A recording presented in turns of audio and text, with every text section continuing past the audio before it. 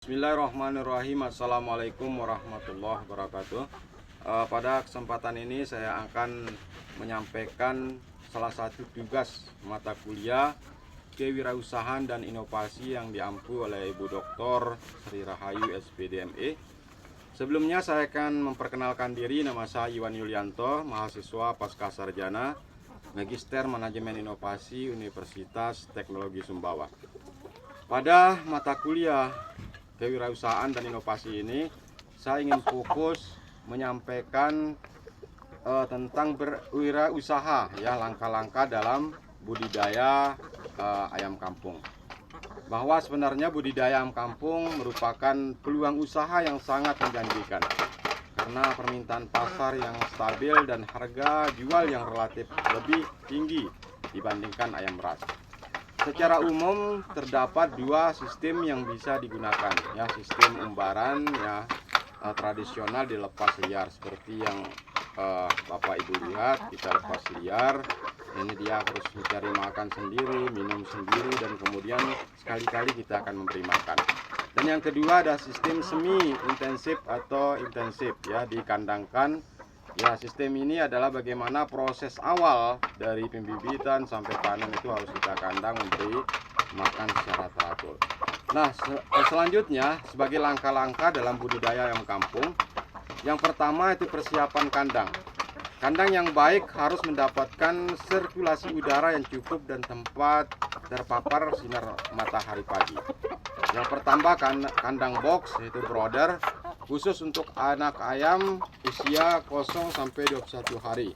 Dilengkapi lampu balkon sebagai penghangat suhu. Nah, terus kandang pembesaran bisa berupa kandang postal atau lantai beralas sekam padi. Ya, pagar pembatas jika menggunakan sistem semi intensif, buat pagar keliling menggunakan jaring atau bambu, ya, setinggi minimal 2 meter agar ayam tidak kabur dan terhindar dari predator. Pemilihan bibit dok yang berkualitas. Kunci kesuksesan budidaya sangat bergantung pada kualitas bibit, ya. Ciri-ciri bibit ayam kampung yang bagus itu berdiri tegak, lincah, dan bergerak aktif, mata cerah dan tidak katarak layu, ya, bulu bersih, kering dan mengkilap, terus pusar terserap sempurna, tidak basah atau berdarah, tidak ada cacat fisik. Jika ingin panen lebih cepat, sekitar 2 sampai 2,5 bulan, Anda bisa memilih jenis ayam kampung unggul, ya, Balitnak atau Kup yang memiliki pertumbuhan jauh lebih cepat dibanding ayam kampung biasa. Nah, yang ketiga, langkah-langkah dalam budidaya ayam kampung tadi, manajemen pakan dan air minum. Ya, pakan menyerap sekitar 70% dari total biaya produksi, sehingga manajemen harus tepat, ya.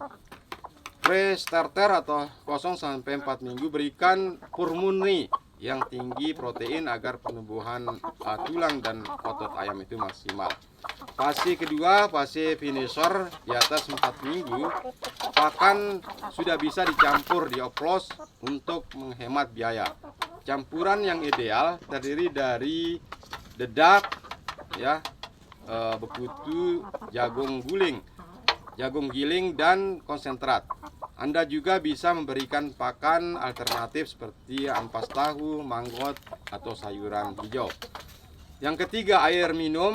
Pastikan selalu tersedia dan ganti secara berkala agar tetap bersih. Pada minggu pertama campuran sedikit vitamin gula merah pada air minimal dok untuk memulihkan stamina.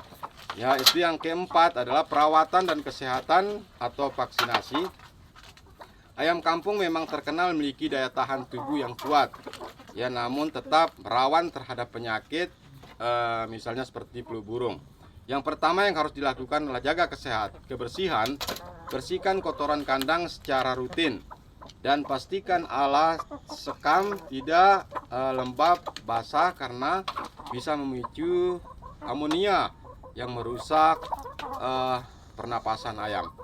Terus beskritik, ya, semprotkan, disnipkan di sekitar area kandang, ya minimal 1-2 minggu sekali, dan batasi orang asing yang memasuki area kandang.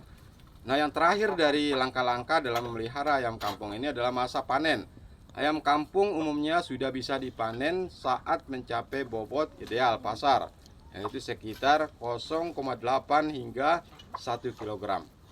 Pada ayam kampung biasa, bobot ini dicapai dalam waktu 3 hingga 4 bulan.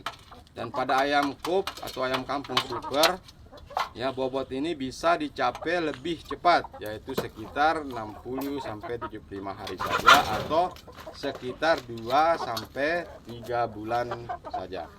Nah, mungkin itu gambaran bagaimana kita membudidayakan ayam kampung ini. Yang terpenting adalah bagaimana bisa konsisten untuk kemudian meliharanya dari proses awal sampai akhir, untuk kita bisa mencapai hasil maksimal dan bisa mendapatkan pendapatan yang maksimal. Demikian presentasi yang dapat saya sampaikan. Terima kasih. Wassalamualaikum warahmatullahi wabarakatuh.